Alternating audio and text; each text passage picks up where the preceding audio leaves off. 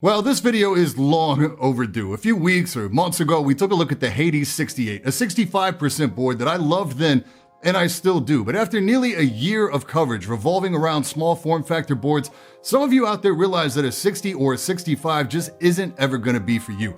TKL or 10 keyless boards don't get a lot of love these days, but they still offer a really great blend of footprint and functionality. So we're going to check out a couple of my favorites today from HK Gaming and Durgod, the Taurus K320 and the K320 Nebula. You ready? Let's go!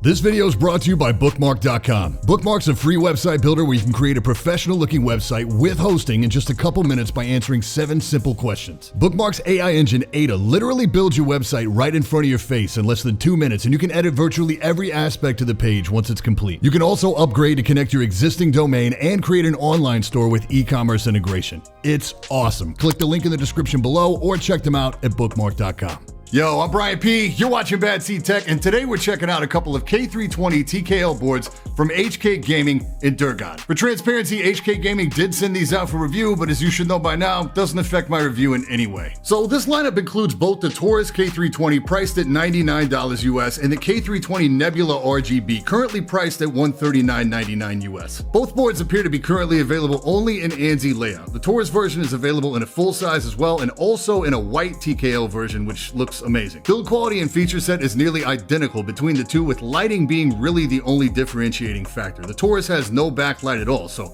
no RGB. It's got double shot PVT caps. The Nebula adds RGB and includes shine-through PVT caps in black. If that sounds like a pretty big upcharge just for RGB lighting, well, honestly, it is. But for what it's worth, the Taurus represents an incredible value in a keyboard at $99. Both boards feel really solid and heavy and immediately give the impression of quality. They weigh in at just over 2 pounds on my scale, or like 0.9 kilos. While the case is plastic, it feels very nice. It's a clean design with simple lines, and the top of the case comes to rest right at the lower edge of the keycaps. The bezels here are 5mm on the sides and 6mm top and bottom, so super slim, which I always love.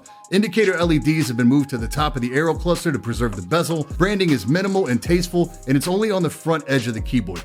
Case flex at the center point is minimal, and it has to be intentional. It's not going to flex under regular use. Connection is USB-C, and the plug is center mounted and recessed slightly. I don't have any issue fitting this case with any aftermarket cables, but the board actually includes 2 rubberized cables, one USB-C to USB-A and one USB-C to USB-C, which I don't see very often. You'll also get a key puller and a dust cover. The underside of the case also sees cable routing channels for either side and straight out the back, 5 rubber pads, and flip down feet with 2 levels of height adjustment. Trust me, this thing does not move at all once it's on the desk. Switch options here are your standard Cherry MX offerings, and there's no hot swap here, so you just get what you get. I got browns on both of these. Stabilizers here are better than most. These do come factory lubed generously too, and short of actually doing your own stabs, these are easily in the top of the production boards out there. Backspace, the shift keys, and enter all sound great. Just a slight rattle on the left side of the spacebar.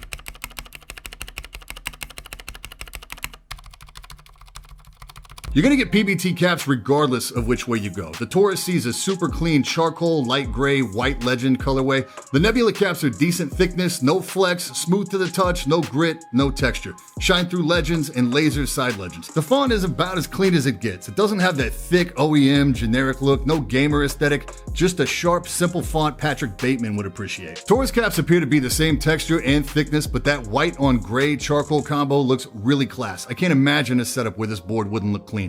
Worth noting here too that because there's no need for the backlight, the included switches have black housings as opposed to clear. The Nebula with its full RGB backlighting gets a white plate underneath. The RGB looks bright as a result. No uniformity or consistency issues. Lighting looks great. Lots of different modes. So the big beauty part of a TKO is that of course you still get access to a function row, dedicated tilde key, dedicated delete, and dedicated arrow keys. And it does this in a totally standard layout, which means it will fit literally any MX compatible aftermarket set of keycaps with zero concessions. You just slap your new keycaps on and you're good to go. In terms of customization and rebinding, you've got their Zeus engine software. This isn't something that needs to run all the time, and it lets you remap virtually any key on the board, assign macros, control lighting assignments, and save that information to different profiles. You can also have certain programs trigger these. The profiles can be written to the board, and you can toggle between the default layer and whatever profile you have loaded.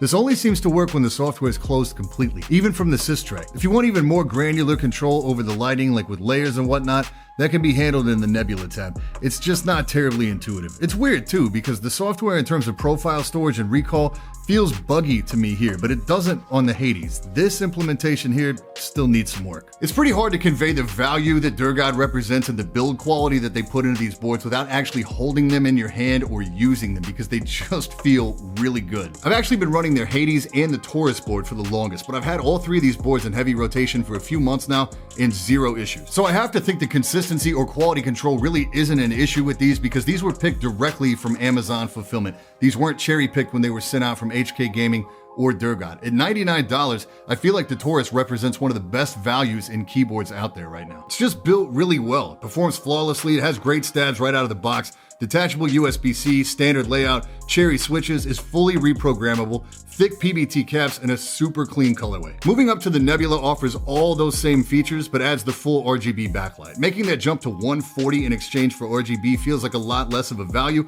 but still lands right about where we'd expect to see a TKO board, which always costs more than their standard size counterparts because the market is generally a lot smaller for TKO boards. My only complaints with the Hades board were the non-standard layout because of the challenges of replacing the keycaps and the thin stock ABS keycaps. Again, it's not an aluminum case here, but the case still feels very solid, and on the upside, you don't get stuff like ping or other case noise. So all that's to say, outside of me feeling that the software needs some work, which I don't really get into that much anyway, I don't really have a physical criticism about these boards. It's not hot swap if that's important to you. That's really the only caveat. Otherwise, it's a well-built, flexible board that offers you everything you'd need or want out of a TKO for both gaming and productivity. So I feel like it's safe to say that Durgod and HK Gaming have one of the best kept secrets out there in keyboards. With the build quality and a feature set that rival boards that cost quite a bit more, it feels like it's built to last for a pretty long time as well, so it gets an easy recommend from me. As always, links in the description for everything we talked about today. Any questions, hit me in the comments or drop by the Discord. And that's it for this time. I'm Brian P. Thanks so much for watching. Don't forget to hit that like button,